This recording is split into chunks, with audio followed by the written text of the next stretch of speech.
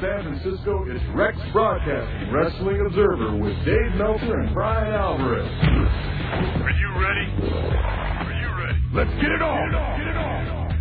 How's it going, everybody? This is Dave Meltzer. Brian Alvarez and I will be here for the next 2 hours talking pro wrestling. In about a half an hour or so, our guest is going to be Roddy Piper. This will be the first time that Roddy Piper has ever done this show, and I'm sure it's going to be a very memorable show. A lot of people have been looking forward to it and talked to me actually more about this show than any show in a long time. And we weren't on live last week, and, well, a lot has happened in the last 2 weeks. And before we get to the calls, I got so many subjects to talk about, and everybody knows about the number one subject, which is Monday Night's Raw. We got to see something that, yes, they broke new ground in the genre. They were, we had necrophilia on the air.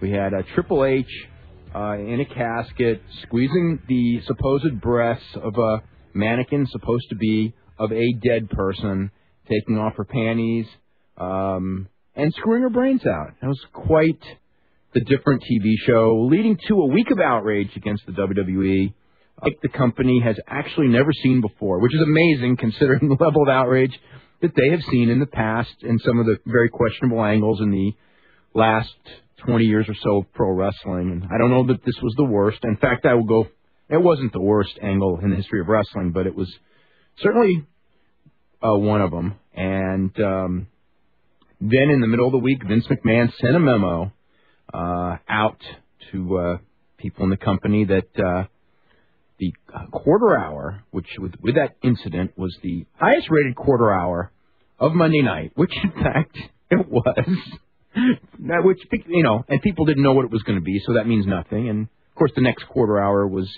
an actor, but 11% of the audience tuned out, but he didn't put that in the memo, and more of the same for Monday. Now here's the way I look at it.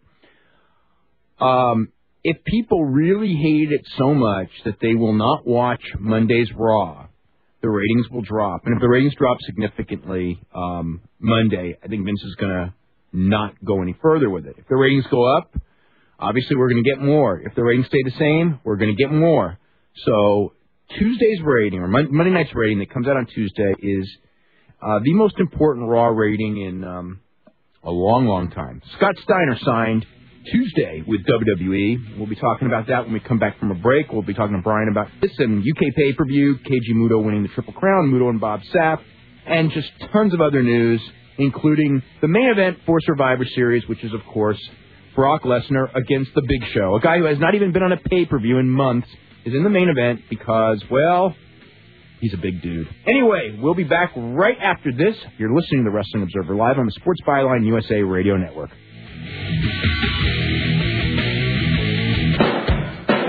Okay, welcome back to the show. I'm Dave Meltzer, editor of the Wrestling Observer newsletter with Brian Alvarez of Figure 4 Weekly. We're here every Sunday night from 10 p.m. to midnight Eastern Time, 7 to 9 Pacific Time with Wrestling Observer Live. And, of course, as we mentioned before, in about 20 or so minutes, we should have Roddy Piper up tonight, and that's going to be a real interesting show. Brian, how have you been the last couple of weeks? Everything's been going pretty good. That's good. Okay, Monday night, what was your thoughts? Well, Monday night, I actually I heard a whole lot about the angle before I actually saw it. So I was literally prepared for the worst thing that I would ever see on TV. So when I watched it, it wasn't really as bad as I'd expected because I'd set my standards really low, but it was still really horrible. And when I got all the feedback, and you probably got it a lot more than I did about that angle, it was one of those things where, you know, even when I see something that's really bad, and we got a lot of negative feedback to the Unforgiven pay-per-view when they did the DQ finish in the main event, there were always those letters in there from the people that thought it was okay. And I didn't get any for this angle. Not one person that said. I got a few, but I would say like 200 or something. Yeah. I mean, it was incredibly very few people enjoyed that one. I don't know. I didn't hate it as much as the HLA angle. I mean, now in both cases, the HLA angle and that angle, I was lucky enough to have people watching with me both times. And both times I kind of wanted to dig, a hole and crawl in because, it really stinks, spending like the last 30 years of your life sort of, trying to be defensive of why you're a wrestling fan and why, because you're a wrestling fan, you're not the scum of the earth. And then they pull this crap on you like this one was worse than usual, but kind of constantly. And you're just going like, why did they, it's already, you already got a stigma already. It's like, why are you just like making it worse? You know what I mean? Yeah. I mean, the one redeeming thing about it was so stupid that it almost went over a line where you couldn't really, well, I couldn't at least, just be totally outraged about it just because it was so dumb. It was worse than the stupidest cartoon. Yeah. Scott Steiner signs on Tuesday. Yeah. It's clear that nobody in, I used to just think that nobody in WWE watched Ohio Valley tapes, but now I'm certain that they don't watch tapes from anywhere in the world. Because, no one does. No, it's funny, but no one, not that many people do watch the tapes, because, I mean, I find it kind of like, I just kind of find it amusing when reading about, Steiner and everyone thinking that, he's going to come in and he's going to be like, Bill Goldberg or something like this, and he never was in WCW, and they, I don't think that signing Scott Steiner was a mistake in that I think for a 2-month program to get a guy in, get him ready for a pay-per-view, have him put somebody over, that type of thing. But the idea that, they signed him to, a long-term contract, again, it's like when they signed Paul to a long-term contract. It's like, And Hogan and Nash. Well, Hogan was a success for the brief time that until he... Hogan, at the beginning he was. Hogan was certainly not a failure. It's like when Hogan was getting those big pops at the end and it looked like he was a success, he was a failure, by then. But at the beginning, he was a huge success, I think. Yeah, and I think that he was, when you look at how bad wrestling was and just how far it went, just financially and business this year, and to see WrestleMania do as many buys as it did, I mean, that was Rock and Hogan right there. Oh, yeah.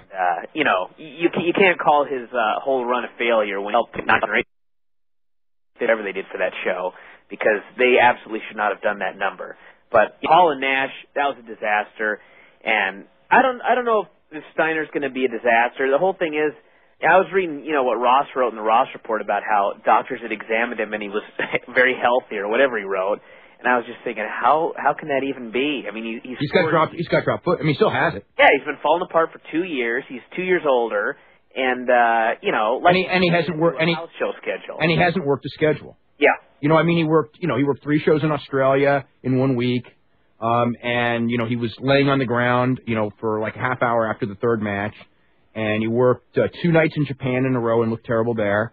As far as like coming in and everything, they need, especially on the Raw side, injection of new blood. They need an injection of new talent. I like the idea of them bringing Scott Steiner in. And again, unless we see the contract and how it's worded, if he's signed to a 3-month contract, I would say this is a great move. If he's signed to a 2-year contract and he gets hurt in 3 months, whatever. I'll laugh at them. I have no sympathy for anybody who does something like that. Yeah. I was kind of thinking that he may end up on SmackDown just because, he's going to come in as a heel, and Triple H has to be the top heel on Raw. And if they're actually going to do a Brock Lesnar babyface turn, then, there's a top heel slot open on SmackDown, and he could end up there. Well, there's nothing wrong with that either. I mean, it's still a fresh face. I mean, I just think.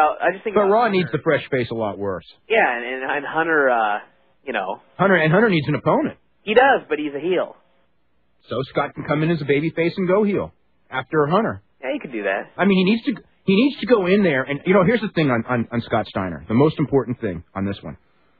When he comes in, he cannot get a slow push to the top, because they're foolish if they give him any kind of a slow push. Well, I don't think they'll do that for him. He needs to come in, be at the top. He needs to be in the main event or the semi-main event on pay-per-view within 2 months, because if they go and say, well, we're going to push this guy for WrestleMania, when WrestleMania comes, he may not be there. Yeah. And, he may be there as well, but it's a foolish risk to take. Well, I think they're going to look at him the same way they looked at Hall and Nash and Hogan, and he'll be in the main event immediately. If they use him the way they used Hall, Nash, and Hogan, he'll be dead by the time the first main event comes. They have him go backstage doing, capture the flag and those little, games where they lock him up in cages. Pictures with the Hunter. Yeah. I mean, whatever aura Scott Steiner will come in with, they will kill if they make him part of a cartoon show. Yeah. Anyway. Which is raw, actually. I remember. I know. Keiji Muto won the Triple Crown earlier today, and his knee is killing him, and he's going to be... With the moonsault. With the moonsault. You know, he did three in that match, by the way. Good to know. Yeah, on knees that are just like a disaster. I saw the X-ray. Got one the other day, and I saw the X-rays of his knees. Oh, my God. It's like, you know, when they say bone on bone, it's bone on bone, and nothing. Can you have that actually fuse, so like his legs would fuse into just a straight position? I don't know, but he's going to end up, he's going to end up in a wheelchair. And I mean, I guarantee he will, because the bottom line is that, like, he did 3 moonsaults. You know what I'm saying? Yeah. So it's, I mean, you can tell him stop, and he's not going to listen. So that's just the end there. And he's going to be facing Bob Sapp November 17th at the Yokohama Arena, which is going to be quite the match. By the way, Brian, have you watched the Bob Sapp Ernesto Hoost match? No, not yet. Okay, well, you do have to see it. Yeah, that's on the that's next on the list. I watched the Ring of Honor tape, and Bob Sapp will be next. Did you watch Company last night? No. Okay. I got your email, and I decided not to even bother. An hour of my life I could use with something else. Yeah, there was absolutely nothing of any redeeming value on that show. I think that show's pretty much dead. Yeah. Brock Lesnar, Big Show, main event at Survivor Series. Well, you joked about this a few weeks ago. Get ready for the Big Show push, number 10 million to begin, and here it is. And, the thing about Big Show is Big Show can be very effective when he does certain things, but unfortunately none of them are actually in the ring. Like, he'll cut promos, and, I mean, he cut a promo at the pay-per-view when he grabbed Eric Bischoff by the throat and threatened to kill him, that if Big Show actually looked like Brock Lesnar, he would be so awesome right now. But instead, he looks like the Big Show. Looks like the Big Show. And, what can you really do with him? Looking and working like that. You can make him the main event at Survivor Series. Yeah, I know. Okay, we are going to go to calls. And by the way, you can call us at 1-800-878-PLAY as soon as we got all the lines are lit. And speaking of show, by the yes. way, the one really scary thing on SmackDown was when he stood chest to chest with Brock Lesnar, he was so thick. And I thought, if this man really did lose like 100 pounds and got into shape, he would be like the scariest man of all time. But that will never happen. So. But, the world is not, there's so much, that's why he got the contract, and that's why he's getting his millionth push. I mean, there are so many people in this world, or not so many people, but there are certain people in this world who, if they trained really, really, really hard, you know what I'm saying? Yeah. I mean, could be better than the top guys in the sport, in all sports, but they don't train at all. Yeah. So what does it matter? Yep. And Big Show's probably the prime example of that. Anyway, we're going to go ahead to a break before we go to the calls. We'll start going to the calls right after this. You're listening to the Wrestling Observer live on the Sports Byline USA Radio Network. Wrestling Observer live with Dave Meltzer and Brian Alvarez. Two guys who eat, sleep, and drink pro wrestling, even when it doesn't taste good. And Monday night, it didn't taste good. This is Dave Meltzer, editor of the Wrestling Observer newsletter, with Brian Alvarez. Figure we're here every Sunday night from 10 p.m. to midnight Eastern, 7 to 10 p.m. Pacific time here on Wrestling Observer Live on the Sports Byline USA Radio Network. Also, every week, Brian Alvarez and I do respective newsletters, the Wrestling Observer newsletter, which I do, and Figure 4 Weekly, which Brian does. They are considered, I'm going to say this anyway, they're the two best newsletters out there right now. So now I'll get some people mad at me for that one, but that's the truth. Anyway, for information on how to get either of those publications, you can go to www.wrestlingobserver.com, and there's info on both publications. They come out weekly. They're crammed full of news all over the world, TV reviews, all of the news behind the news, so much information in there. It's like I don't even know how. It's because I don't have a life. Anyway, that's about it. We will. I just sit there sometimes and I read the Observer, and it takes me like 3.5 hours because I'm the world's slowest reader, and then I think about trying to type it. Yeah, I read it, and it takes me, and I wrote it, and it usually takes me a long time. It usually takes me a long time to read Figure 4 because I always get interrupted. But that's usually I didn't get it on Saturday, and that's like. I didn't get my Observer either. Really? I think there's something with the actual postal mail service and not our newsletters. Because this always happens. Like, if you get it on Friday, I get it on Friday. Yeah. I haven't figured out why that is yet. Well, the post office is the post office, and there's nothing. We just have to live with it. Let's start with Dan in New Jersey. Dan, how are you tonight? Hey, Dave. Hey, Brian. How you guys doing? Hey. I just a couple of things. First one is, any idea what the Elimination Chamber is going to be? It's some contraption they're building, and I don't know. I think it might be like War Games. Yeah, that's what I was thinking. I can't remember where the comment was. It might have been the Ross Report or somewhere where they said like longtime wrestling fans will know it for sure, or something like that. You know what it also may be? Remember that thing that they did about 10 years ago where they electrocuted Abdul the Butcher? I don't think longtime wrestling fans care about that one. Okay, but I remember the day after that happened, I was on the phone to Pat Patterson, and Pat Patterson told me that he thought it was the funniest thing in the world, and I was surprised that they never copied it. And when they say Elimination Chamber, and I'm thinking, I don't know. I think maybe that one might be it as well. Yeah.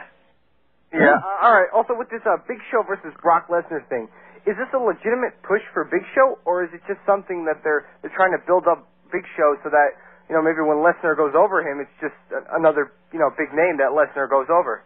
Both.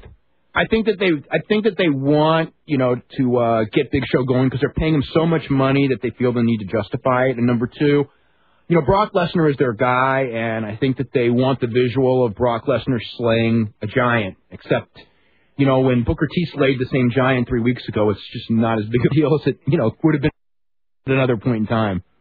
All right, yeah, and I really hate to bring this up, but did you get a chance to see Chono versus Joni Lara? Yes, I did. I saw it the other night. And what did you think? I've seen worse matches.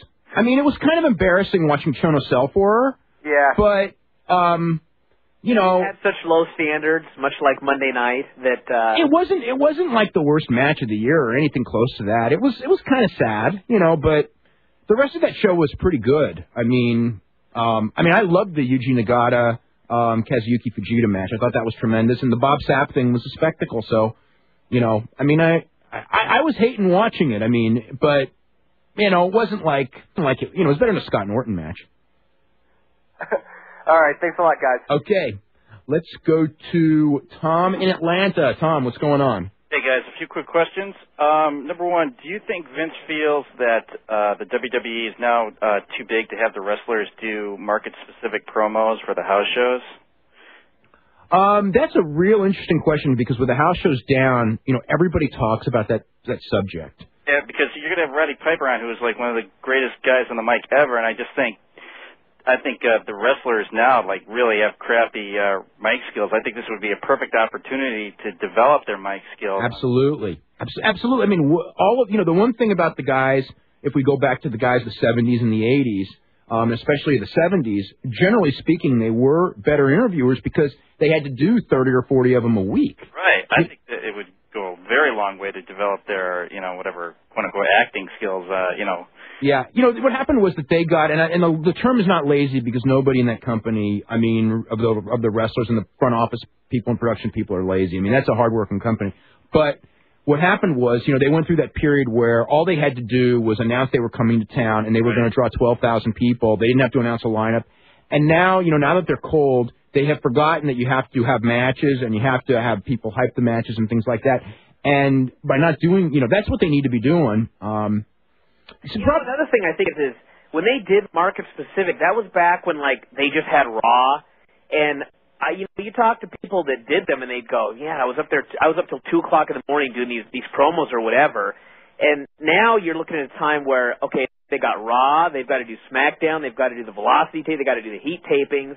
And, I don't know if it's laziness or they just think, we don't want to do until 8 a.m. the next day. It's not laziness. But no, one of the problems with the market specific is that in the old days with the market specific, what you did was you did on the San Francisco station, you would do an interview, I'm coming to San Francisco, and that thing. The thing is that in San Francisco, nobody is watching wrestling on the San Francisco station. They're watching national shows. They're watching a SmackDown show that goes nationwide. They're watching a Raw show nationwide. So there's no venue for it unless you do it as part of a television commercial. And, when they're going, where they are making the mistake is they're not even advertising in a lot of markets their own house shows on their own TV. Well, they flood the market with radio, which hits, 95% people that aren't wrestling fans. So I've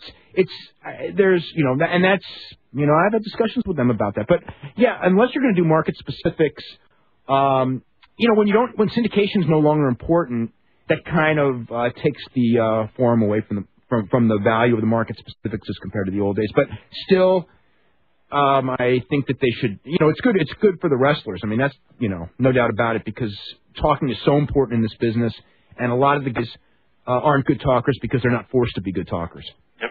I'll do one more question. I just want to get Brian's opinion specifically on, especially rather, on the Tough Enough 3, the casting special with Wendell, and then secondly, the tongue lashing that girl got on episode 1 that, she quit, and like that fat dude was just like railing on her. Did you watch? Actually, you know what? You know why that made me so mad?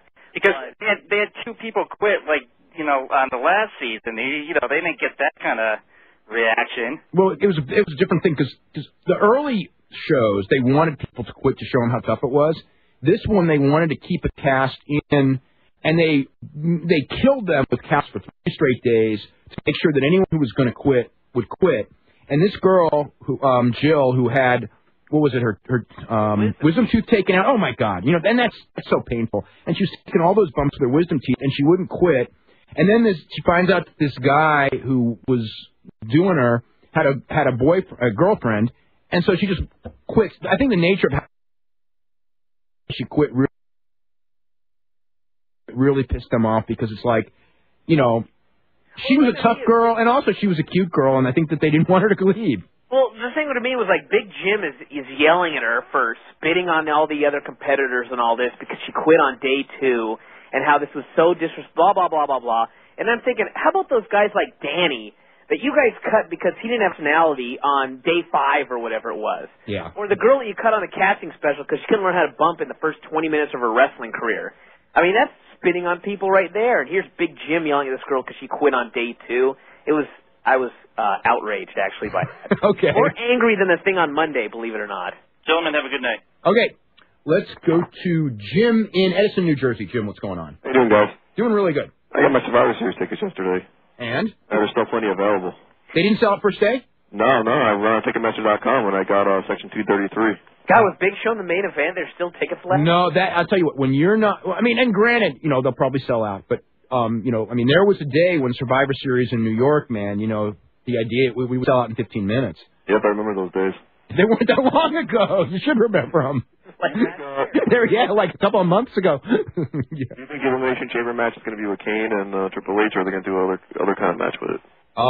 It'll be with the Raw guys because it's the Eric Bischoff concept. I think it would probably be with Kane and Triple H only because they have to do some sort of a weird stipulation with it, yeah. Or they could do like a Survivor Series match and, Kane can pin Triple H but not get the belt, and Hunter will be happy there, and fans will be happy, and, You mean they'll go in there with like a 10-man tag team and Brock Lesnar and Big Show? They'll die. They will die because no one cares about the gimmick that much because they just did Hell in a Cell and it didn't do a buy rate. So a buy rate by. Well, I don't know if you can blame Hell in a Cell. I'm not blaming Hell in a Cell, but I'm just saying that they need Yeah, they need things that people care about, but there's nothing there right now. Well, I guess they want Brock to give Big Show the F5. I'm sure they do, and if he can, he will. And I think if he did Mark Henry, he'll do Big Show. Oh, the guy's way bigger than Mark Henry, though. Yeah, but look at Brock Lesnar. I know he's a beast, but you're talking about a guy who's. The Big Show probably is about 495 pounds. Yep. How big do you think Big Show was when Goldberg jackhammered him? 450. Okay, because maybe 4. No, maybe 4. I'm sure Brock. Well, you know what? No. Big Show was at that point. I think he might have been. I think he was up to 505. Okay, then I'm sure Brock can do it. I had a friend who wanted to see that match. They fought at Wildwood, New Jersey in the summertime. What, Brock and Big Show? Big Show. How was it? It was decent, but he kept hitting with a chair, and Big Show wouldn't take the fall. My friend told me so. Yeah, I've never seen them wrestle. I know that they used to goof off. They goofed off a couple times backstage, and it was pretty one-sided. All right, guys, you have a nice night. Okay. Take care, man. Okay. Let's go to. I don't even know who we're going to go to. We're going to go to Lewis. Lewis, what's going on? Hey, what's going on, Dave? Not too much. I was just wondering, man. These international tours, they seem to smack of desperation, kind of like WCW towards the end of their death. I was just wondering your guys' opinion on that. In what sense? What do you mean by that? Well, when WCW was about to die in, the 2000 period, they started going to Germany and Britain and Australia. just to try to make more money to. Well, they were making more money, so. Yeah, I mean they made no money. They made no money in this country, and they went over to they went overseas, and they actually drew very well. Yeah, well, that's what I was saying. Like, compare and contrast with the WWE is doing now. Like, they're not doing horrible in this country, but they're definitely not selling out like they were. And now their house show business is doing pretty bad. Yeah, but now they're going overseas and doing house shows there to try to make up for that money. Well, what they're trying to do, they want overseas to be 25% of their business, and that's doing more. And hey, if you can make more money overseas, go overseas. I mean, one of the reasons they haven't done a lot of overseas in recent years was because if you could do 12,000 people every night in the States, why go to Europe to do it? When you're doing 2,000 people in the States and you can do 12,000 people in Europe, might as well go to Europe a lot. Yep. Okay, what would the cover be? Like, okay, if you're going overseas, like, are you spending more money going overseas? Well, yeah, you're spending more money, but when you're doing $500,000 a night, you make that money up pretty quick. As compared to $60,000 a night. Anyway, we got to head to a break, okay, Lewis? Okay, man, thanks a lot, dude. Okay, we'll be back with more right after this. You're listening to Wrestling Observer Live on the Sports Byline USA Radio Network.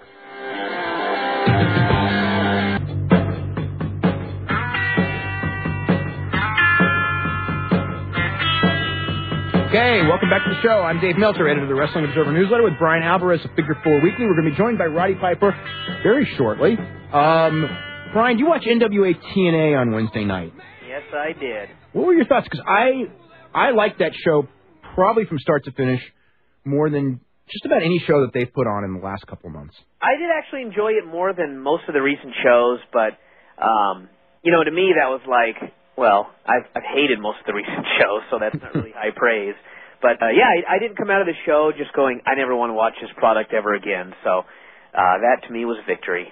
I mean, I thought, like the Jerry Lynn Sonny Siaki match, the 6-Pac match with AJ Styles. I mean, I thought that was, good stuff. Yeah. I mean, to me, one of the problems on the show is just like, okay, you got this show, and every week it's pay-per-view, and, like, the whole thing with Six and Brian Lawler, it was like they put 3 weeks' worth of angles on one show, and I thought, why not drag this out a little bit longer? Because it's not like you got 600 guys on the roster that you can go through. You got kind of a limited number of people, so you should drag stuff out. But, I mean, other than that, it wasn't like there was anything that...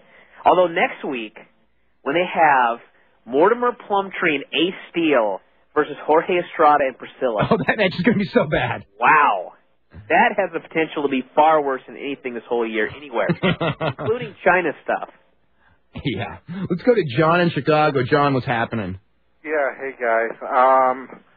Hey, Dave, what do you think the skit, which was the most ridiculous explanation that I've ever heard from Kevin Dunn with this, we're doing the stuff at CSI and stuff.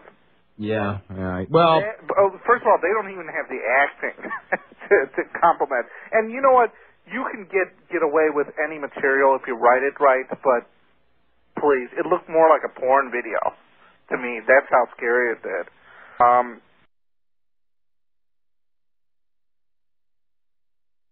But I'm wondering, is this the breaking point? Is this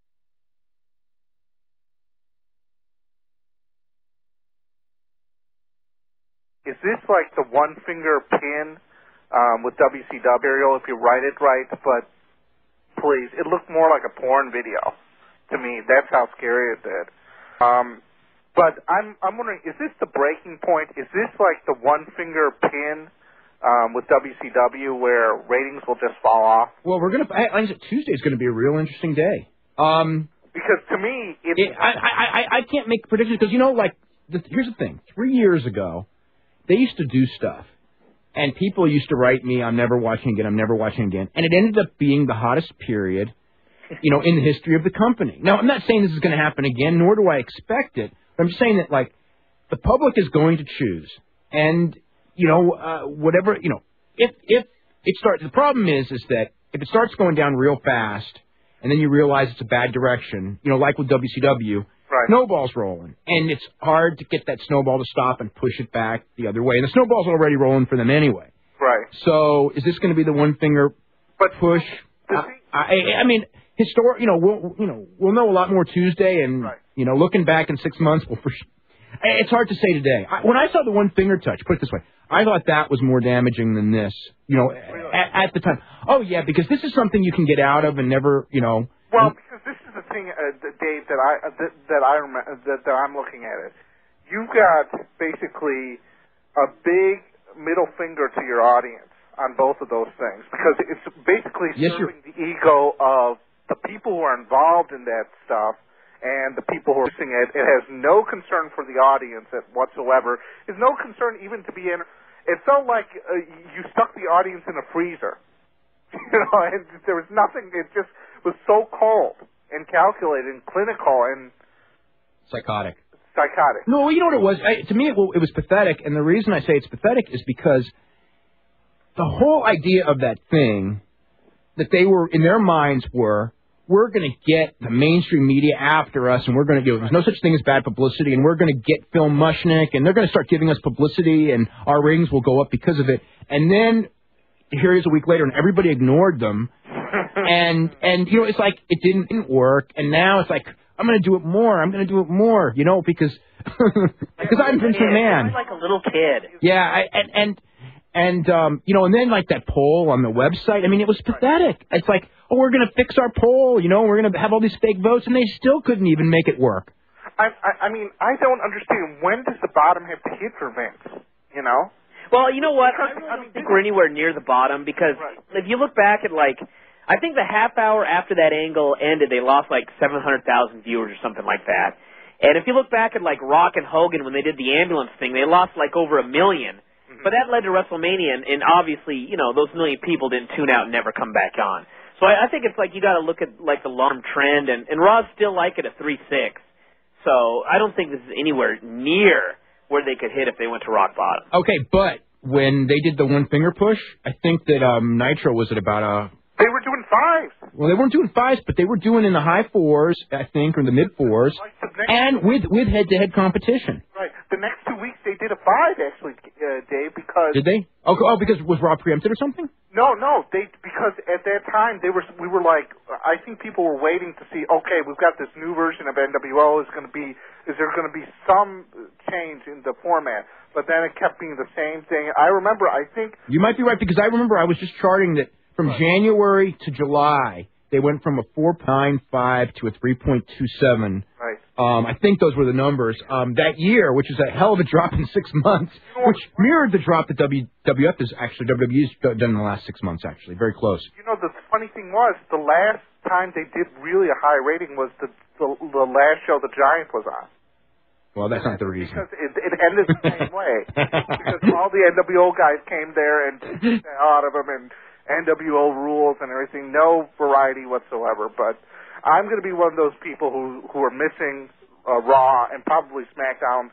Maybe I'll catch up with the syndicated recaps, but right now I'm done with it. Right now, I'm sorry. Even SmackDown? But gee, here's the thing: SmackDown's been a great show. Yeah, but Dave, I can't stand Stephanie. I cannot stand Big Show right now. Getting that push, it's just. I mean, I love Kurt Angle. I love Chris Benoit, but I mean. It seems like they're stuck in limbo, and I just can't handle it anymore. I have better things to do with my time. Okay, all right, thanks so much, John. Okay, Brian, speaking of SmackDown, we haven't been on in a couple of weeks, and what do you think of the Angle match with Benoit on Thursday night? I actually really like that match. I mean, it's like when you watch the SmackDown lately, especially if you've been watching the pay-per-views, SmackDown is you get good matches, but they're not quite as good as on the pay-per-view, except that ladder match was the ladder match was on Raw. The ladder match was Eddie Guerrero. Yeah, Eddie and Edge. Yeah, and then the TLC match was on Raw, which was also incredible. Yeah, but I mean that was for a TV match it wasn't as long and as good as some of their pay-per-view matches, but for TV I thought it was great. We haven't talked about the pay-per-view. That match with Kurt Angle and Chris Benoit against Rey Mysterio and Edge, I thought was one of the best matches of the year. I would completely agree with that, and I even thought Hell in a Cell, for those two guys, no big bump. I mean, you couldn't have really asked for any more from them. I mean, there was one moment. I wish that we'd been watching it live when I had seen this, because I may have regurgitated on air. But Undertaker went over, and blood was pouring out of his head. Yeah, forming this pool on Brock Lesnar, and that was a lot of blood.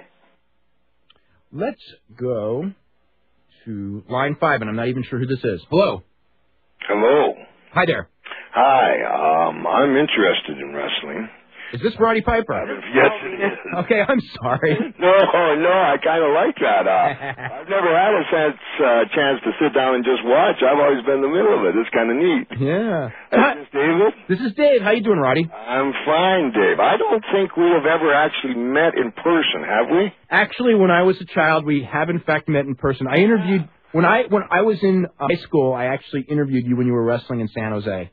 My goodness gracious. When you wrestled, in fact, you wrestled Chavo Guerrero. So Chavo Guerrero, Mama Guerrero, Grandpa Guerrero. I know that I spoke to you once by phone and gave you a fax from McMahon about the book when I was writing it at that time. Yeah. And those are the only connections that I know with you, but I know you've been around a long time, and thank you very much for having me on the show. Oh, you're very welcome. And, you know, your book, I guess your book is now being shipped on Amazon.com, I heard, like, in the last day or so, and it's... Is that right? I haven't been keeping up. Yeah, and it's actually, from what I heard, it's rocketed up the charts. It's, it's in the top 1,000 out of all the books, which was... God bless them. So, great. Let's see. And I'm not sure, what day does the book hit the stores? I know that the tour starts the 3rd, so the book would hit the stores the 4th of November. Okay, and you're going all over the country next month. Oh, we're going to have a ball, man. You need to jump on. Billy Ray Cyrus is a friend of mine, and he turned his bus in early, and we have this bus. We're doing 30 cities in 25 days, Times Square being one of them, and the New York fire pipe bands coming out, and they're blocking off the streets, and the red car, literally, Planet Hollywood, red carpet. I'm thinking to myself, Dave, how am I going to top that? I want to get off the bus and sign books after all these great people have done all this stuff. Acclaim is going to be there because of this Legends of Wrestling 2 out. So there's a lot of good. The biggest mall in America there. I'm going to see if I can't get Jess to come on down and, see if we can't do some good for everybody, man. You know, one of the things, and I wanted to make sure we talked about this early on, you are trying to work towards a retirement home for wrestlers who are down on their luck. You and Jason Sanderson. Can you tell people a little bit about that? Well, thank you. Thank you, Dave. That's nice to open that up for me. The book that I wrote, I just did it from memory. I'm not an educated man, and it came from my heart. And Jason Sanderson, who won $66 million in the Powerball, I think at one time he was the largest in the history of America. He's now Father Jason Sanderson with the St. Jude's Liberal Catholic Church. I was at this Cauliflower Alley Club, and I did a speech, and I was lucky enough to get on with Roy, gave a check to Sharon Valentine for Johnny, and he tried to say hi to me, and I guess I slipped off like the snake that I am, and back to my room. Turned out he donated 44 acres of land for us, and what is being called the Healing Center, because what do you call a retirement home for old broken down fighters? I don't think it'll look good on the marquee, but it's a healing center that can go at any time in their career and get some help instead of dying. Mm-hmm. And it's there now. It's real. Father Sanderson and the bishop are going to be in New York to announce it officially. And I guess it's probably the proudest thing I've done, I think, in my career, is being able to leave something. And, too many of our guys are dead for all different kinds of reasons. None of them are right. A lot of little babies left over, I did Adrian Adonis's funeral. I'll get you out of the goth here in a second, David. Did Adrian Adonis's funeral. It was the last funeral I attended, and, Art Bar, a lot of my friends.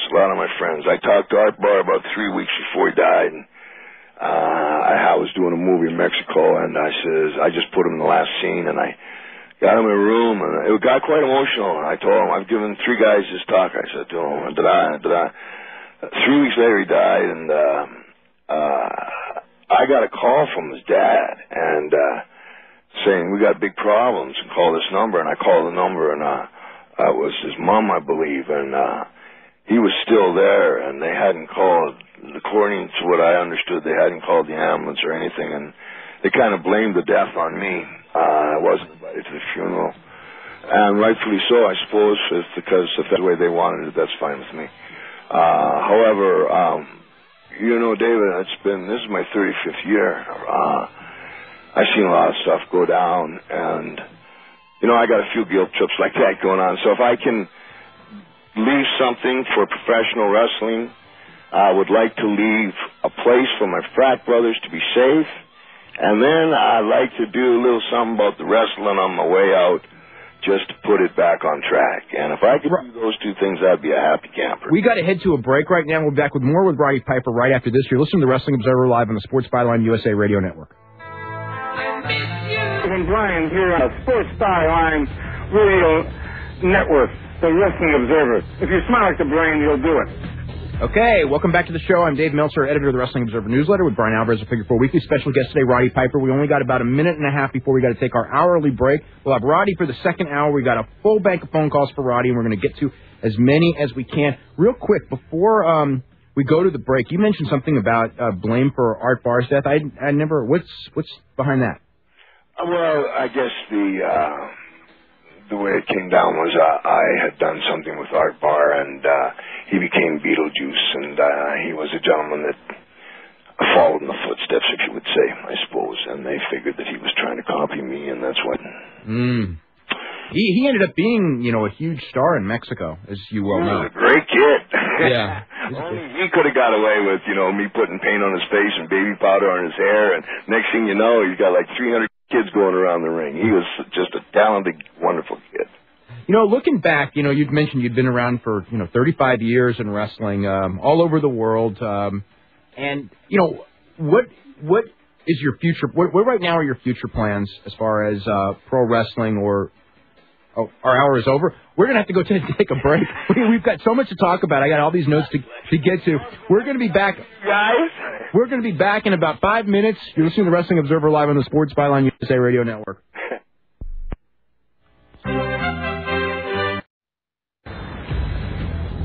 Welcome back to Hour 2 of the Wrestling Observer with Dave Meltzer and Brian Alvarez. Are you ready? Let's get it on. Okay, welcome to the second hour here of Wrestling Observer Live. I'm Dave Meltzer, editor of the Wrestling Observer Newsletter with Brian Alvarez of Figure 4 Weekly. We're here for 2 hours every Sunday night, 10 p.m. to midnight Eastern, 7 to 9 p.m. Pacific here on Sports Byline USA Radio Network, Sirius Satellite Radio, Channel 123. And, you know, that break, I always wish it would go faster. And today I wish it would go way faster. I couldn't wait to get back with Roddy Piper, who is...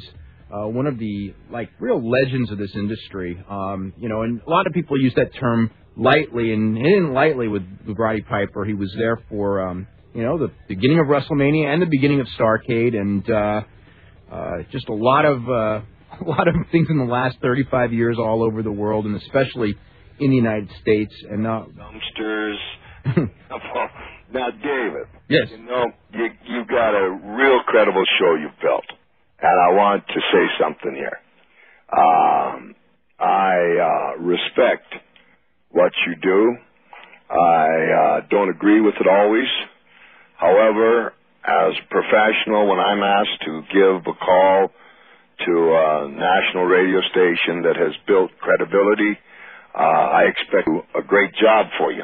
So, I'm the kind of guy, Dave, that'll say, now, I've heard you don't like me. Now, I like you. That's not true. I think you're kind of cute. Oh, okay. Oh, we're going to put you right next to my pet rock. Okay. I heard you don't like me, and that's okay.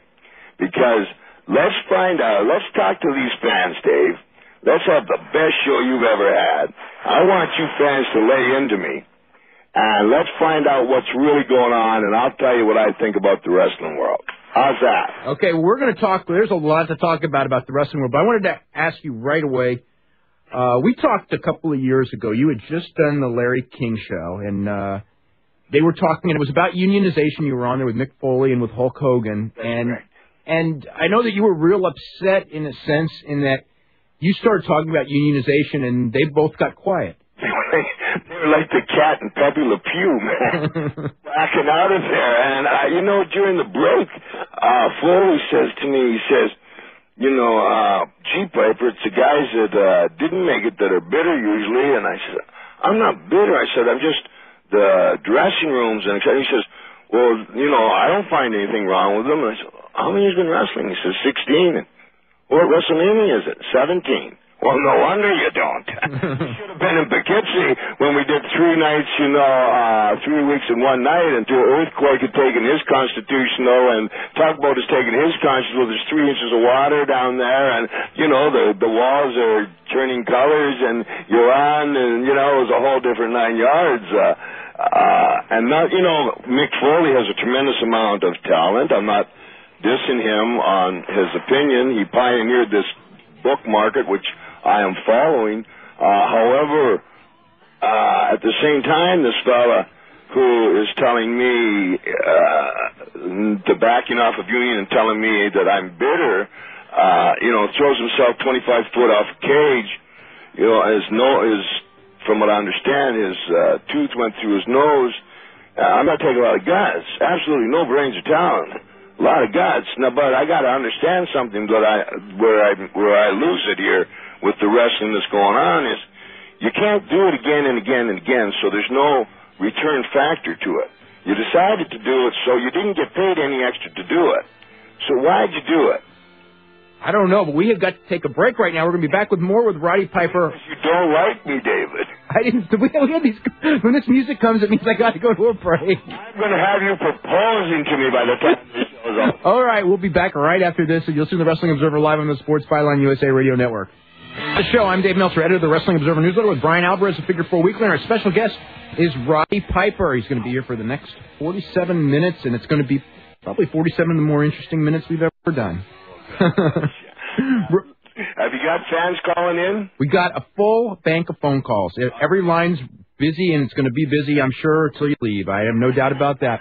Great show now, David. Okay, now, we asked this of everybody who was in WCW during that period, the period where it went out of business and all that.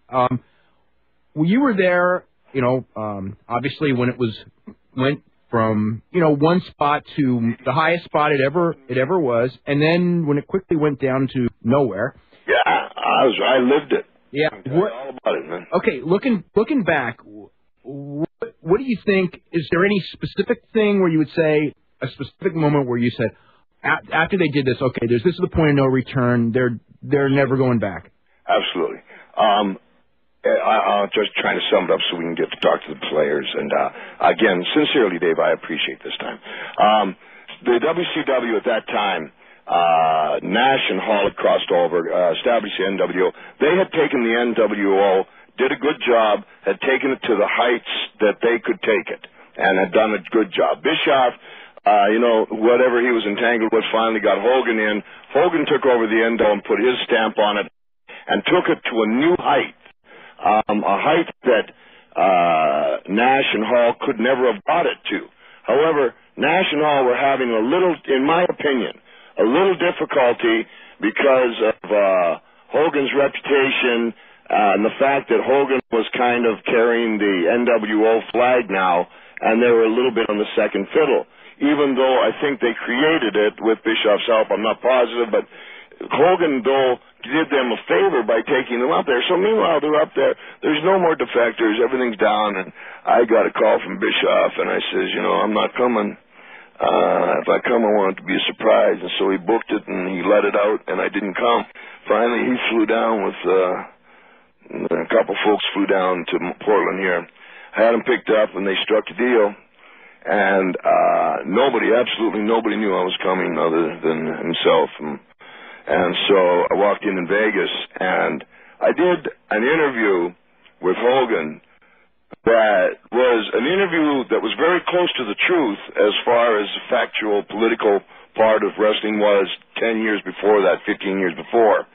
And that got the whole momentum into people thinking that, I believe, the word shoot is used in an interview. It's kind of out of context, but it means that we're ribbing on the square. And, so, I got in there, I started WrestleMania back and forth. Bottom line is, the first time I went with Hogan, Hogan's never pinned me. It drives him crazy.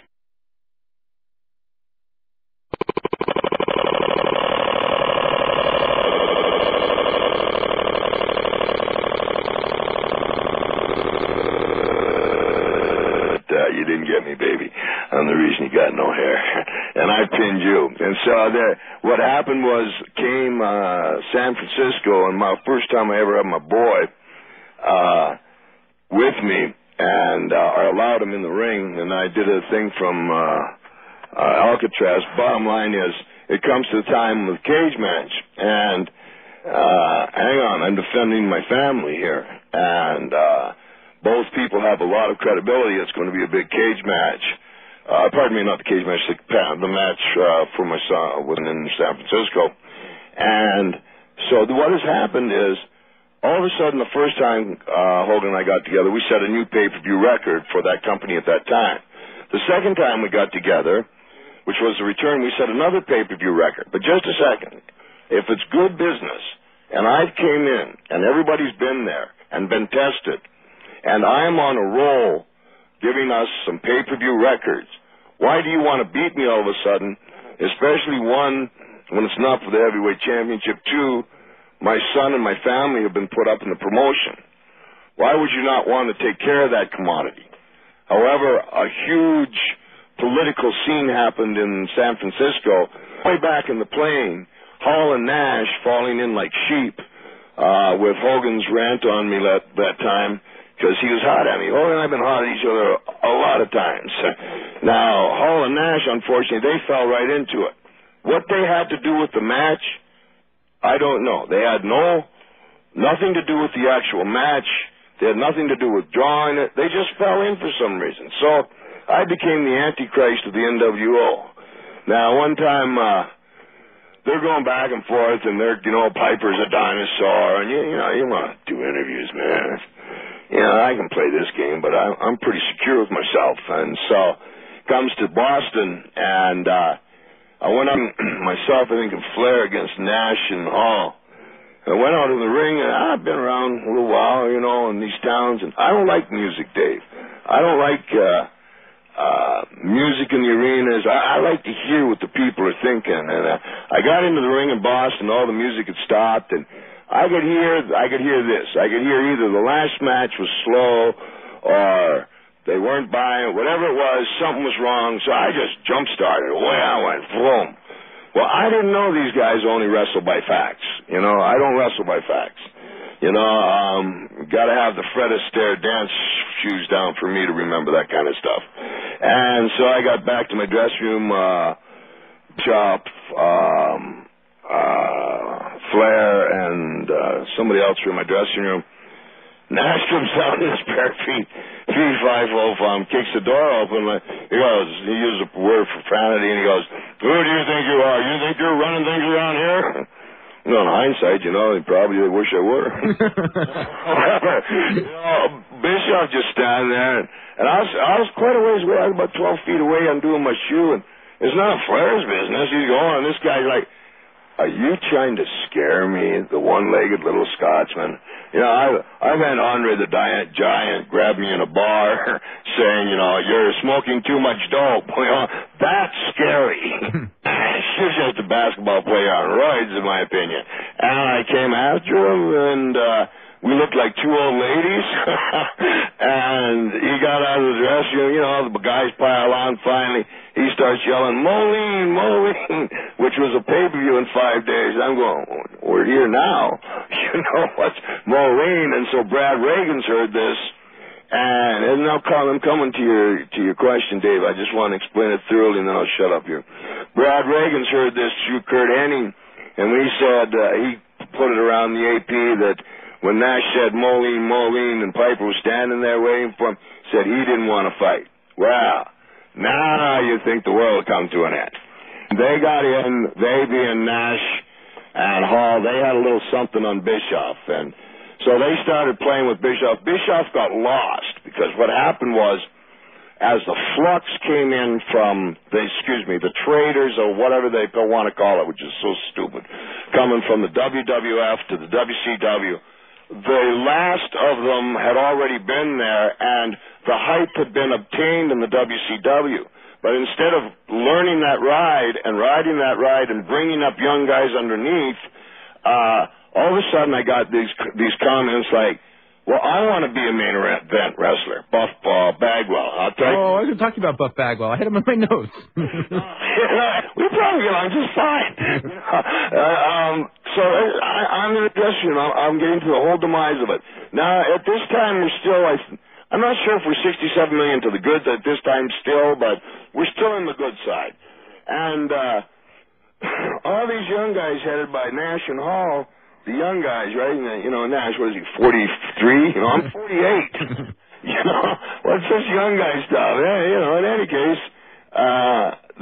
Eric Bischoff asked me if I'd do an interview with Buff about 2 o'clock in the afternoon. Sure, I'll be glad to. And, you know, people misunderstand me. Not the guys that know me, but I kind of hide in my dressing room. I'm a little on the shy side. 5 o'clock, 6 o'clock comes around, no Buff. Oh, I'm a pro. I'll find Buff. So I go to Buff, and Buff's bending over, and he's tying his shoes, and I says, you know, Buff, I said it just like this. I says, Buff, I understand we have a piece of business to do. He says, yeah. I says, it's an interview. I said, you know, is there anything I can do for you? Or, and no, he says, and he's looking down his boot, I think we'll just improv. That was a big mistake. But, Roddy, I know where this story's going, and we got to head to a break. They're playing the music. We'll come back with the Buff Bag. Dance. I'll work on condensing on the break. Okay, we'll come back with the Buff Bagwell story right after this. You're listening to the Wrestling Observer Live on the Sports Byline USA Radio Network. This is Big John McCarthy of the UFC, and you're listening to the Wrestling Observer with Dave Meltzer and Brian Alvarez. Okay, welcome back to the show. I'm Dave Meltzer, editor of the Wrestling Observer newsletter with Brian Alvarez of Figure 4 Weekly. Our guest is Roddy Piper, who has been one of the top names in professional wrestling for as long as most of us have known professional wrestling, dating back to the 70s and through the 80s, through the first WrestleMania and the first Starrcade. And his book, In the Pit with Piper, will be coming out at bookstores on, I believe, November the 5th. It's already available at Amazon.com. And we were talking with Roddy, and Buff Bagwell wanted to improvise with you on Nitro, and I think that's where we're at, right? Now, in the pit with Piper.com, Dave. Okay. Where I want you to send them, okay? Okay. And then, I love you. Now, okay, so Bagwell says, and he doesn't look at me. He won't have eye contact. He says, I think we'll just improv. You want to what? And I look at him. He says, we'll just improv. Okay.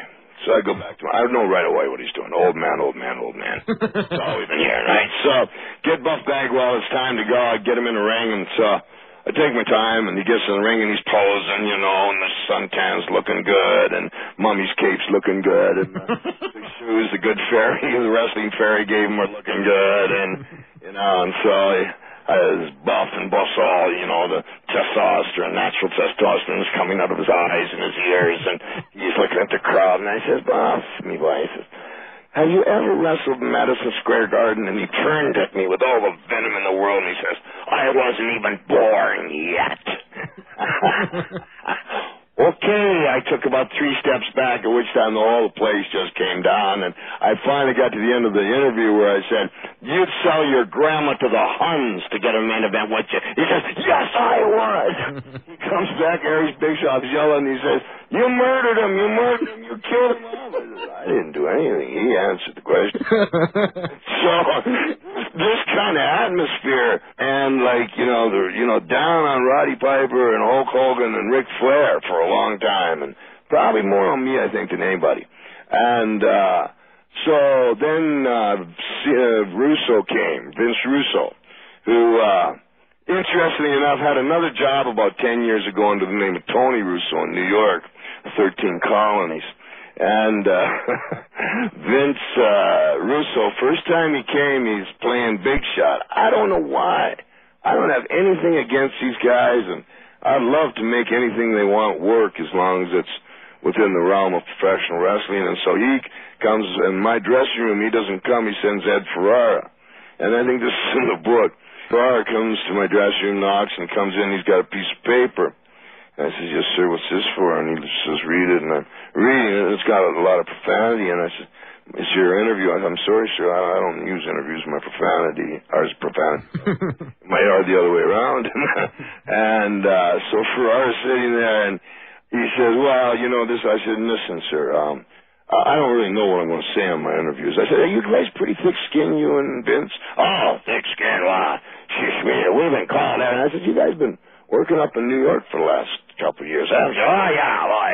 We've been working up in New York making that, Vince and I. Well, Vince ain't here. I said, yeah. I said, well, I'll just go do my interview, and I usually do. I could tell you, I guess, but yeah, what is it? I don't think I'm going to tell you. I could tell. Well, just go ahead and tell me. I said, okay. I said, you're thick-skinned, are you? I said, well, you and Vince Russo have been booking for New York for the last 2 years, right? They said, right. I said, well, I guess you two are the bastards that killed Owen Hart, aren't you? Sweat, shot. I kid you not, shot out of the guy's name I just can't remember right now. Ed Ferrara. Yes, Ferrara. Shot right out of within the 2 minutes. Bush, Vince Russo, Ed Ferrara, Dylan, they were all in the dressing room trying to convince me to water it down. Point being that, Vince Russo had already labeled the WCW the old WWF. So all these people, Dave, were coming in at this because of the height they had attained, thinking, being in the height of the Peter principle, that we're going to change it into entertainment. And so we can get to the fans without boring you, what they did is they put all the main eventers on the sideline, and they changed it into entertainment, and it went from 67 million to the good to 80-some-odd million. Yeah. Now, the one thing I don't understand is, call me what you want, but I'm under contract still at this time. If you got Mickey Mantle sitting on the bench and he's getting old and your team dying, maybe he's got one good home run left in him, huh? Wouldn't you get him up? So I sent him a tape. I sent a tape to Eric Bischoff, Vince Russo, and the promo of how to turn their territory around, free of charge. And they asked for it. I had it FedEx to them, and to this day they won't recognize it. I still have the tape. I call it the ghost tape. And it would have saved the WCW. But that's how the demise came. And you had a lawsuit out against them too, right? I had a contractual with a breach of contract, and that was settled some half a year ago. Okay. Let's start letting people get to. I just want to let everyone know that when we get through with one call, you can call, because all the lines are lit, at 1-800-8-PLAY, and we're going to get through as many calls as we can. We're going to start with Ed in Laredo, Texas, because you've been waiting all night. Ed, what's going on? Hey, guys.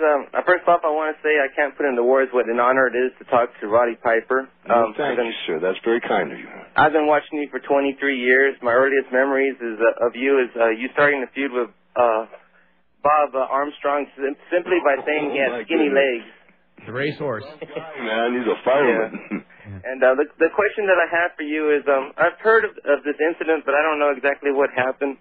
And I was wondering, the incident with you and Kerry Von Erich on the roof, or the ledge of the roof, Marriott, were you convincing him not to commit suicide, or were you guys just horseplaying around out there? Wow, that's a good question, bud. Good for you. Okay, I'll tell you the truth. Kerry and I coming in, it's Miami Marriott, and we're coming in, we're on the 8th floor, and what wrestlers do as they come in, Kerry for some reason would share a room with me and take his prosthetic off, and it didn't bother him, and it didn't bother me. It wasn't a question of anything. And we used to talk for hours. So one time we come in the room, and naturally when we open the door, bring our gear in, as we close it, we put the chain there. The reason is so when we call room service, we're so lazy we don't have to get off our butts to get it. The guy can just come in. So we happened to have some beers at the time and some marijuana, and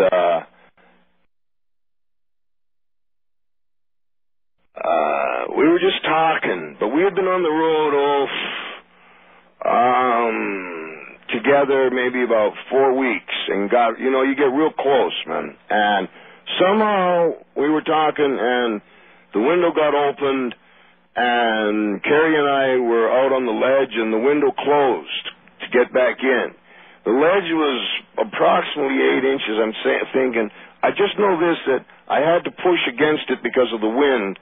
But at the same time, neither one of us were talking about death nor breaking our stride. We just, to be honest with you, we just lit up another one and was looking at the city when Big Boss and Kurt Hennig came in because the door was open to have a beer, saw what was going on, pulled us in, and nobody ever said anything to us. What was I doing out there? Bob Slaughter, Sergeant Slaughter, a wonderful man, said, well, Piper's probably out there, making sure he's okay to bring him in. That's not true, but I'd like you to think that. I don't know why I was out there.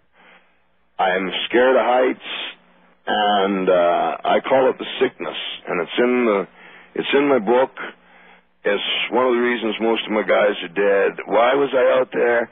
Guys, you can get so raw and so manipulated in this industry of wrestling. I mean, it's a great industry, but personally, of all the things that happen to you, that, like when you drive a car, you drive it like you wrestle. You don't really care if you live or die. That equation just doesn't even come to your mind. It's a matter of getting the next piece of business done. So if I'm driving a car and I'm driving right down the center of the road and everybody's going, what an irresponsible person, to me, I'm driving the car in a wrestler style. I buy in a wrestler style. You get very, very rough, and you get real sick. And the truth of the matter is, sir, I was out there because Kerry was my friend. I wish I was that honorable, but I wasn't trying to talk him in. I was just enjoying the company. Now, didn't you say that Vince may have the sickness worse than anybody else? I think he's a prototype, man. Junior? Yeah. He's a prototype. Let me just throw out some things like Junior, Vince Sr. hired me. Junior, in the beginning, he was okay. We have a good charisma, Junior and I. Just both our egos are so big. Now, Vince Jr. has got so consumed with the WWE that let's just think all of us as just normal members of society. He will do this for money. He will let a 320-pound Samoan in a thong sit on his daughter's face for money. He'll let either his daughter or his son slap their mother on television. He'll allow his daughter Stephanie to come down to slut as a ploy for money. The school that I came from, you never involve your family. However, as I said, used my son one time. So, hey, Rod, you're not pure. However, wait a second. Hey, Dave, if I you, and this is how they do it. Okay, Dave Meltzer, you're a great wrestler. You know wrestling. We're going to give you $1 million, boom, and you're wrestling for him. You take it, of course. McMahon is great. You go along, and all of a sudden comes a pay-per-view. You're going to be the main event, and you're so excited, Mom. You tell Mom, Dad, and the Grandpa, and the guys you hated anyway, and the dog. You're up there. It's 20 minutes before. You're all oiled up. You're ready to go. Pat Patterson comes down, and McMahon comes down and says, listen, we got big stuff for you, big stuff. Tonight what we want you to do is lay down on the mat in national television and let Rikishi sit on your face. What's your answer? What's my answer? Yeah. I don't know if I would... I know that possibly you are old enough to have the morals and the sense and not be scattered to make a sensible decision. However, when they're doing it to 20, 21-year-old guys, Vince, they've been booking from the crotch forever. Roddy, we got to hit to a break right now, okay? We'll be back with more with Roddy Piper. You're listening to the Wrestling Observer Live on the Sports Byline USA Radio Network. Welcome back to the show. I'm Dave Meltzer, editor of the Wrestling Observer newsletter with Brian Alvarez of Figure 4 Weekly. We're here for 2 hours every Sunday night from 10 p.m. to midnight Eastern Time, 7 to 9 p.m. Pacific. And you can also get more information on all the news in wrestling during the week at www.wrestlingobserver.com, plus information on how to get both Figure 4 Weekly and the Wrestling Observer, which we put out every week, as well as inthepitwithpiper.com. That's Roddy, where you can get Roddy Piper. And we've got tons of phone calls here for Roddy. I want to get to them. We're going to go to Dan in Chicago. Dan, what's up? Mr. Piper, it is an honor to talk to you, sir. Well, thank you very much, Dan. Where are you from, buddy? Streamwood, Illinois. Oh, my goodness. Heartland. Yeah, you were in Hanover Park not too long ago with the XWF doing something. About a year ago or so. Listen, I got a couple of comments, and then I got a question for you. Go for it, shoot, buddy. I enjoyed They Live. Well, thank you very much. That's kind of part where you go, I'm here to kick butt and shoot bubble gum. I'm all out of bubble gum. Started real quick. I'm on the set. John Carpenter's there. The bank's there. I got belt bullets around me, a shotgun and sunglasses. John Carpenter goes, roll. I go in the bank. He says, cut, hold. He says, listen, you're going into a bank. He says, yeah, that's what it says in the script. He says, yeah, but you got a shotgun, glasses, and bullets.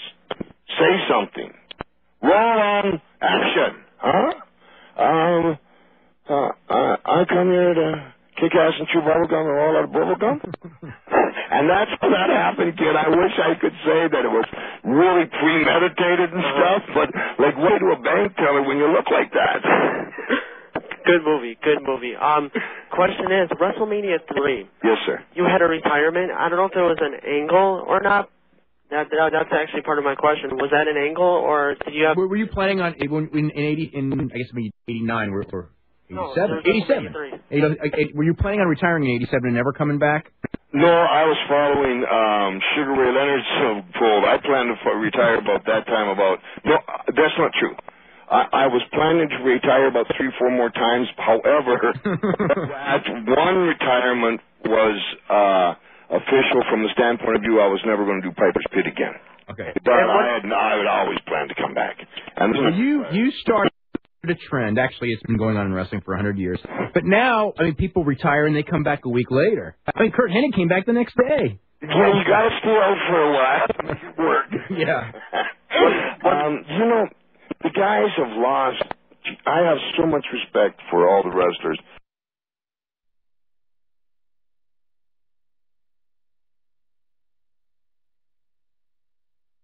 To make it work. Yeah.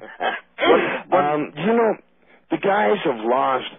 I have so much respect for all the wrestlers, and I don't want to get off on a tangent, Dave. I want your show to be great. So you got callers. Nail me with every kind of call you can do it. Okay. Let's go to Pat in Massachusetts. Pat, what's happening? Mr. Piper, sir. Hey, Pat, how you doing, bud? Congratulations on your book. And I was just wondering, am I mentioned in it at all? Because after all, we go back about 8 years, Monday Night Raw, King's Court. And I'm doing a new movie. It's going to be called The Hell Comes to Frogtown. It's going to be called Hell Comes to Dogtown. That was my evil twin brother that did that. Last potent male in the world. Are you kidding me? You know, and then Sandal Bergman, you know, and they would shot this thing, and it was, oh, my goodness gracious. And then Toady, my frog, there's one thing I've never told you. In that movie, there's one spot where Toady the frog dies, and I'm telling you, so it's a premiere, and the frog's in my arms, you know, and I'm looking up. I'm mad. And as I look up, the entire theater just cracks up, saying, this is humor. I'm doing my best at it. Well, I just wanted to say that night with you with the King of the Ring, that was the best night of my life. You changed my life. With Lawler, right? Yes. Oh, well, thank you very much. And, God bless you broke me into professional wrestling. I actually do the Piper gimmick for a local New England area. I come to the ring with the kilt, the spawn, the whole 9 yards. But if you notice, if you lift up my kilt, I ain't Scottish, I'm Irish. Yeah, that's okay. You got enough guts to wear one, man. And I certainly appreciate the respect. And soon here in the next 2 months, we're going to try to make a big turnaround in wrestling. And I hope it's for the good for people just like you. Well, thank you, sir. And I do like a kind of a Piper's Pit thing, and I've had Sergeant Slaughter, Chris Candido, and Sonny. And how you doing? This guy. One coconut. Yeah. 2 coconuts. Trick is don't tell him nothing.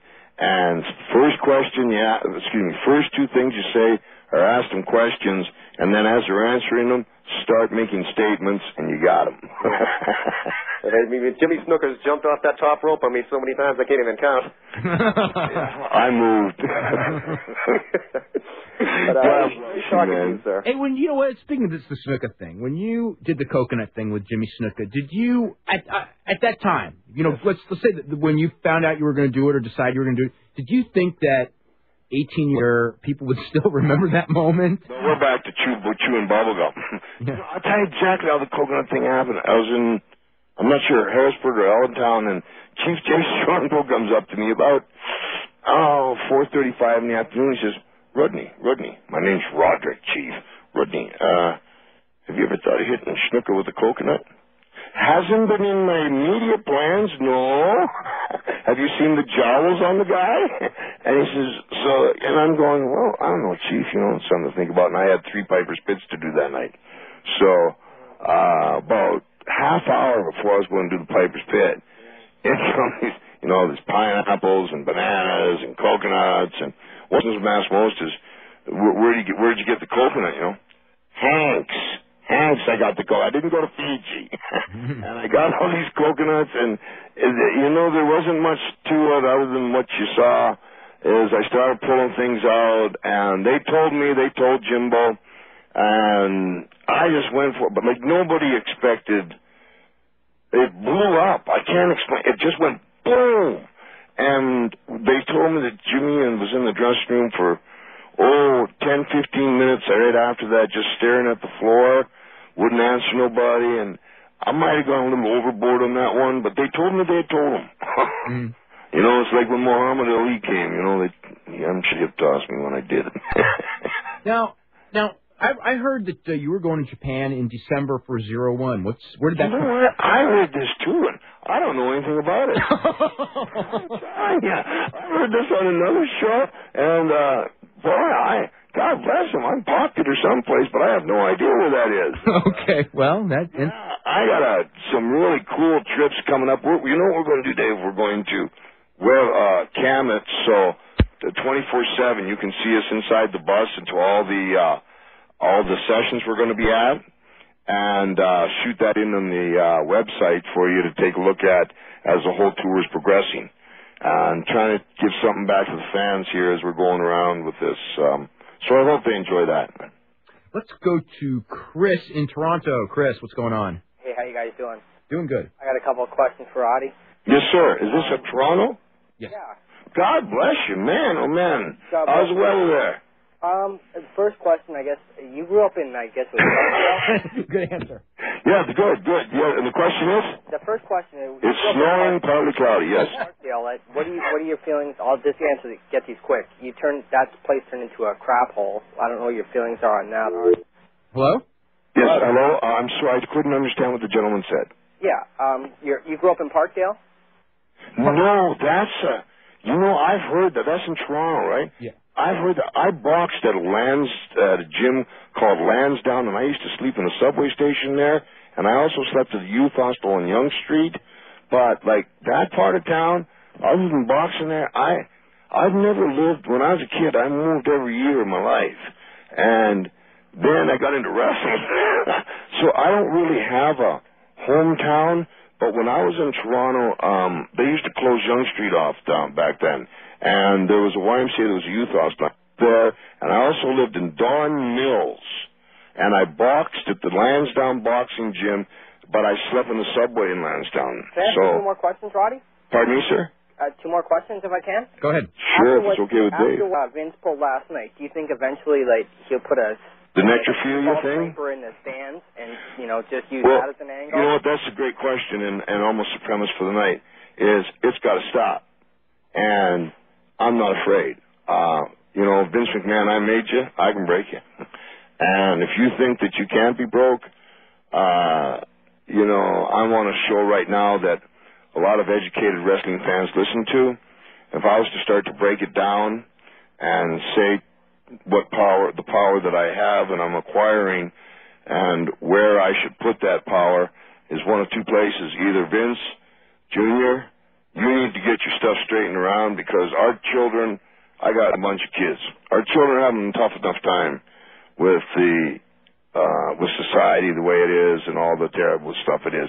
They need some solid granite to hang on to for their direction in life. So between let him finish. Okay, so between the terrorists and and the government on the kids to keep up with the technology in Japan and trying to teach our kids more. Our kids are so overbound, plus the differences in the elders and which way they're going. And then they got to watch the WWE, and the WWE says, okay, well, we're going to give you what you want. Then there's two gay guys getting married. Well, that's Emotion 101. What they're trying, it's reverse psychology. They tell you, we're going to give you what you want, and then you just figure, I guess I'm the minority because I didn't want the gay marriage, but everybody else must have. Bunch of baloney. You know, I say this. They said, get the F out? Fine. I'm going to get a T-shirt that says, get the F out, put the W back in for wrestling. And I am going to stand up. And if Vince McMahon Jr., I'm one of two things. And I'll tell you, this is the best show to break it on right now. David, and sir, I'm sorry, what was the gentleman's name I'm talking to? Chris. Pardon me? Chris. Thank you. I'm going to do, and I'm making my mind up as I'm doing shows like this. We're getting bigger, and, you know, when we get to Leno, I think VH1 is coming on the bus and stuff, is Vince McMahon Jr. is not infallible. If you want to judge his wrestling knowledge, I saw him in the ring with my good friend and one of the classiest gentlemen. He outranks me. His name is Ric Flair. Roddy, they're playing that music. I know we have to get one last commercial break in. We're going to come back. When we come back, we'll talk about Vince McMahon and Ric Flair right after this. It's your champ. All right. You're listening to Wrestling Observer Live on the Sports Byline USA Radio Network. David. Back to the final segment of the show. I'm Dave Meltzer, editor of the Wrestling Observer News. Alvarez of Figure 4 Weekly. We've got 3 minutes with Roddy Piper left, and you were talking about Vince McMahon and Ric Flair. Vince McMahon, and what was I talking about? Vince McMahon and Ric Flair. Oh, yes. So we got 3 minutes left, Dave. I'll make it capsulized so I can be a pro for you. Vince McMahon and Flair in the ring. Ric Flair, such a classy man. He outranks me. He's one of the greatest of all time. And he's in the match with Vince McMahon, and he can't make Vince McMahon look good. So we know what Vince McMahon knows about wrestling. Okay, so if it's ever any history, but I'd like to say it on this show, and I'm going to say it on large shows, that David, I know you might not agree with everything I do, but sometimes I do things a little different, and I only have a few seconds here left, and I very much appreciate your time. I wrote the book with my heart, and I don't mind you sitting back, and I like the critique, and I like to answer questions. If you got any questions, you ask me personally on the air. I'll tell you, don't write bad about me later that'll say me coming to your house with a baseball bat. Okay? Okay. Or vice versa, because you could probably beat me up anyway. Now, I'm telling you folks, I am going to do one of two things, and you, Dave, take the census. I'm either going to call Vince McMahon and say, Vince, the amount of press I'm going to have in the next little while, nobody has a clue what's coming at him. Vince, you can work with me, and I can change your place around to get it back where it's supposed to be, from the necrophiliac, which is a bunch of garbage, to something you're proud of, and I was. Or I can break you and give all the power I'm going to have to somebody else, and there's a couple of them that want to start a wrestling league. That's the decision I got to make, and I don't know what to do. I throw that to you and your fans, and Dave Meltzer, God bless you. I appreciate you having me. May you be a half an hour in heaven before the devil knows you're dead.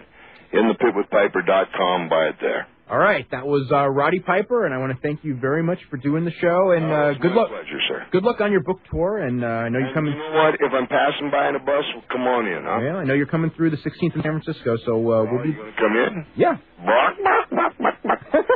I'm coming, seriously. You chicken. I'm coming, seriously. All right, all you fans too. Thank you for your time. I love you all, David. Anytime I can help you, call. Okay, and. All right, and we'll be back next Sunday at 7 p.m. Pacific Time and 10 p.m. Eastern. Until then, this is Dave Meltzer signing off. You're listening to the Wrestling Observer Live on the Sports Byline USA Radio Network.